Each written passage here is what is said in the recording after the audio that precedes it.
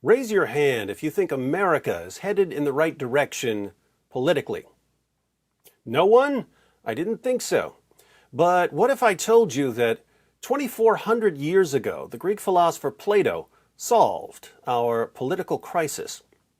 Plato has a message for Americans who want to save our country, and that message is, don't vote Republican or Democrat. Vote philosopher.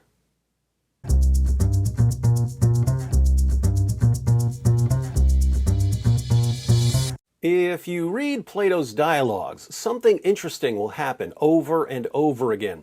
Plato, through his character Socrates, will point to some moral or political problem in society, and you'll realize that we have the exact same problem today. On certain issues, we've made shockingly little progress since the 4th century BC. So, Plato draws attention to a problem, and then he offers his solution. And his solution, with very few exceptions, will sound absolutely ridiculous and insane. As a rule, when Plato is telling you how to fix something, he comes across like a complete lunatic. So, people dismiss Plato's solution because it sounds absurd. But, if we would just pause and think about the point he's making, we would see that Plato is actually pointing us in the right direction and that he sees something that most people today have missed entirely. Take Plato's Republic. The Republic is the world's first great work in political philosophy, and more than 2 millennia later, it's still the most influential. Plato's official task in the Republic is to answer the questions, what is justice, and why is it always better to be just rather than unjust, even if you could get away with being unjust? But along the way, he discusses the soul, education, medical ethics, censorship, and all kinds of other topics, almost always proposing solutions that seem really, really strange. One of Plato's strangest proposals, especially to philosophers, is that philosophers should be kings. Plato says, again, through his character Socrates, until philosophers rule as kings in cities, or those who are now called kings and leading men genuinely and adequately philosophize, that is, until political power and philosophy entirely coincide, while the many natures who at present pursue either one exclusively are forcibly prevented from doing so, cities will have no rest from evils, Glaucon, nor, I think, will the human race. So, right now, as back then, there's political power over here, and there's philosophy over here.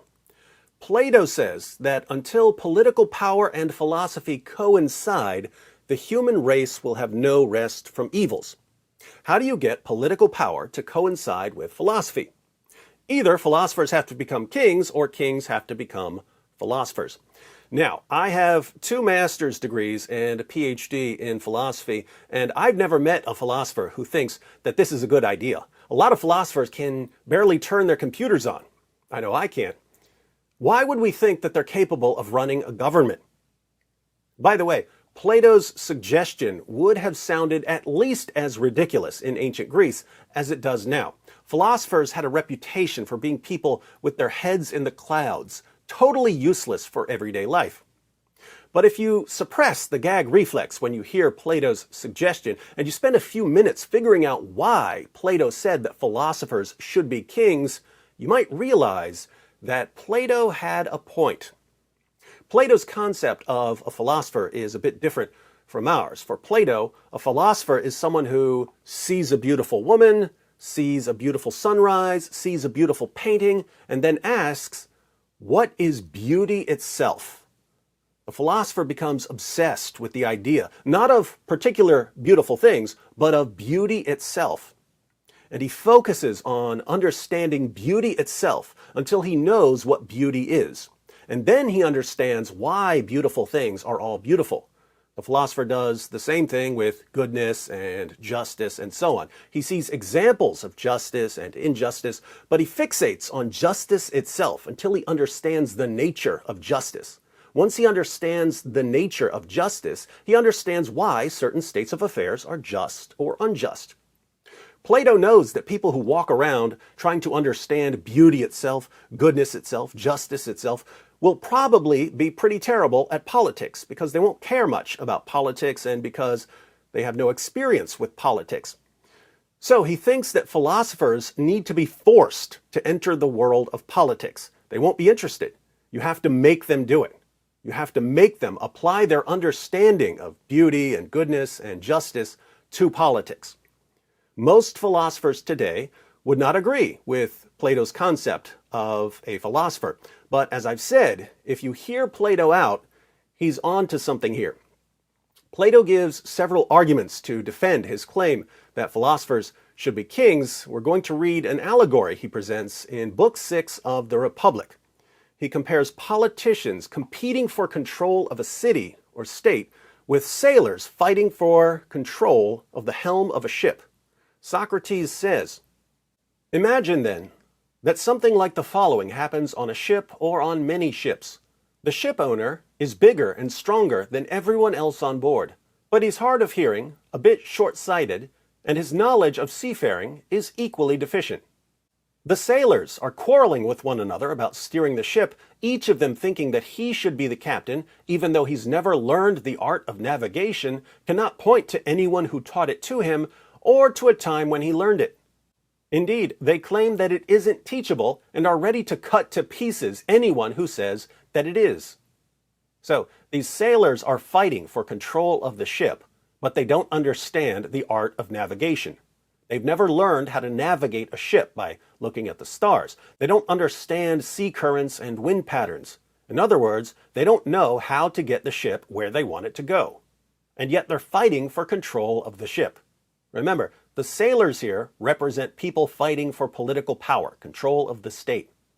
Plato continues and says, "They're always crowding around the ship owner, begging him and doing everything possible to get him to turn the rudder over to them. And sometimes, if they don't succeed in persuading him, they execute the ones who do succeed or throw them overboard. And then, having stupefied their noble ship owner with drugs, wine, or in some other way, they rule the ship, using up what's in it and sailing in the way that people like that are prone to do. Moreover, they call the person who is clever at persuading or forcing the ship owner to let them rule a navigator, a captain, and one who knows ships, and dismiss anyone else as useless." Remember, they don't understand the art of navigation. But whoever is good at getting control of the helm, they call him a navigator or a captain, even though the person doesn't actually know how to navigate a ship. He only knows how to get control of the ship. They don't understand that a true captain must pay attention to the seasons of the year, the sky, the stars, the winds, and all that pertains to his craft if he's really to be the ruler of a ship. And they don't believe there is any craft that would enable him to determine how he should steer the ship, whether the others want him to or not, or any possibility of mastering this alleged craft or of practicing it at the same time as the craft of navigation.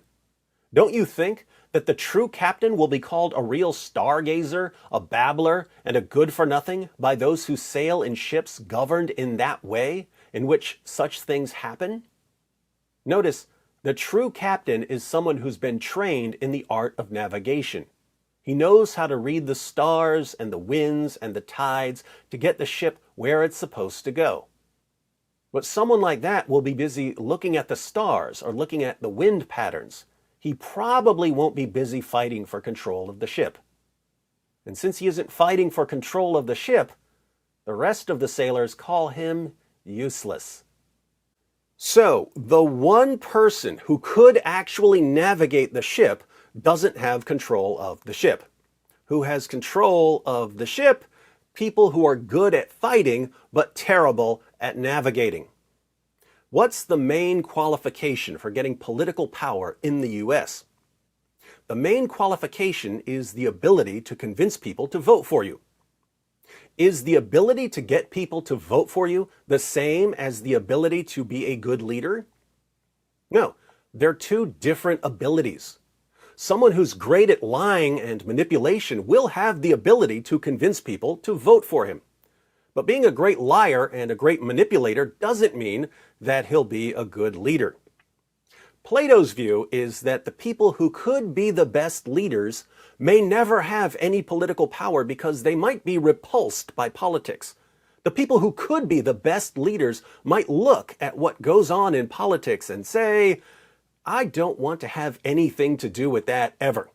Making ads to make my opponent seem as evil as possible, making promises that we'll never be able to keep because that's the only way to get people to vote for you? Not interested. But that's what it takes to win, so I'm not going to win. Now, even with all of that said, it's still silly to say that we should make philosophers kings. Feel free to try, but it won't end well. Plato tried in real life. It did not end well. But what's more important here is an underlying point that runs throughout Plato's discussion. Think about this. If you're on a ship, is there a place where the ship should be heading? Is there a correct destination, or is the ship just sailing around randomly? If there is a destination, how do you get there? Is there a correct way to get there? If there is a correct destination, and there is a correct way to get there, then it's very, very important for the sailors to understand that. The sailors need to understand where they're going and how to get there. If they don't, then all that's left is fighting for control of the ship. If there's no real destination and no real way to get there, then all that matters is fighting for control. If you win, you get to control the ship for a while until someone comes along and knocks you out. And then he takes control. And he gets to steer for a while. There's nothing beyond the fighting for temporary control. And the best that you can hope for is that you, or the person you like best, gets to steer for a while. How does this apply to us? Well, where should we, or any nation, be heading? What's the goal? Is there a goal that goes beyond my personal preference or your personal preference? If so, is there a correct way to get there? These are philosophical questions. So Plato's right that there should be some sort of overlap between philosophy and politics. And these philosophical questions should be brought to the surface in political discussions and debates. Tell me, candidate X, where do you plan to take our country? If you had complete control, what sort of country would you make for us? Paint us a picture of your ideal country. Then tell us why we should agree with you and not with your opponent's ideal country. Tell us how you propose to get us to your goal. Explain to us why you're right. Explain the art of navigating a country. If no one can tell us why they're right, and this is the horrifying part, if there is no correct goal that goes beyond personal preference, if there's no correct way to get there, then all that's left is fighting for power. And all we get to do is go back and forth from one party to the next, punching and kicking and biting on our miserable voyage to nowhere. Until philosophers are kings,